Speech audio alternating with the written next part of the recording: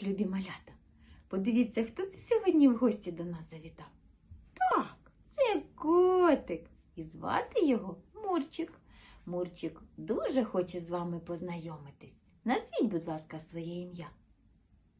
Так, добре. А мене звати Келеп Ілона Ігорівна.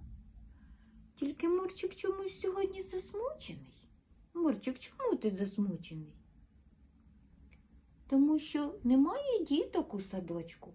Мурчик завжди присутній на усіх заняттях. Він любить танцювати з дітками, гратися, малювати.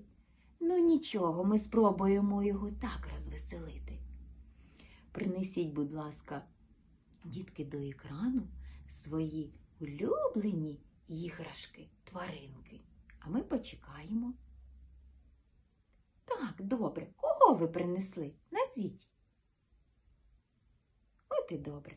А тепер поставте ось так, будь ласка, перед собою. І давайте спробуємо тваринок наших приголубити. Ось так. Приголубити. Так, я свого котика погладжу ось так. Яка у тваринки у вашої шерсть? М'якенька, пухнаста, так? А мого котика ще й шовковиста. Ось так, давайте погладимо я котика по голівці, а ви своїх тваринок. Ось так. Де у котика спинка ось. Так. Ось у котика лапки передні. Ось так він ходить.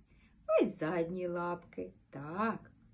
А ще у котика його гордість – це хвіст. Він довгий, гнучкий, пухнастий. Так. А ще котик любить пити молочко. А що ваші улюбленці люблять їсти? От і добре. А тепер послухайте віршик, будь ласка, про молочко. І весело показуйте та повторюйте. Котик випив молочка. Відкусив він пирога. Ам? Ам. Лапки витер, ніс помив і няв, няв проговорив. Няв, няв. Добре. А як котик ходить? Як він ходить? Ніжно. Так? Спокійно. Тихенько, а ще підкрадаючись.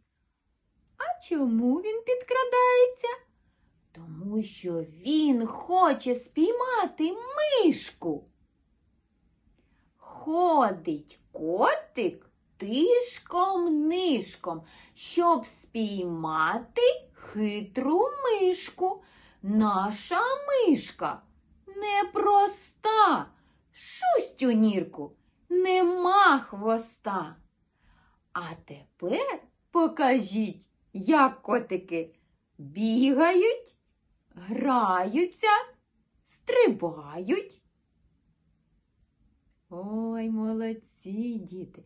Бачите, наш котик Мурчик розвеселився. Так, котик? Тобі сподобалося, як дітки гралися з тобою? А тепер у нас велике-велике прохання з Мурчиком. Візьміть, будь ласка, своїх іграшкових улюбленців та сфотографуйтеся і нам надішліть. Ми будемо дуже-дуже раді. До наступних зустрічей. До побачення!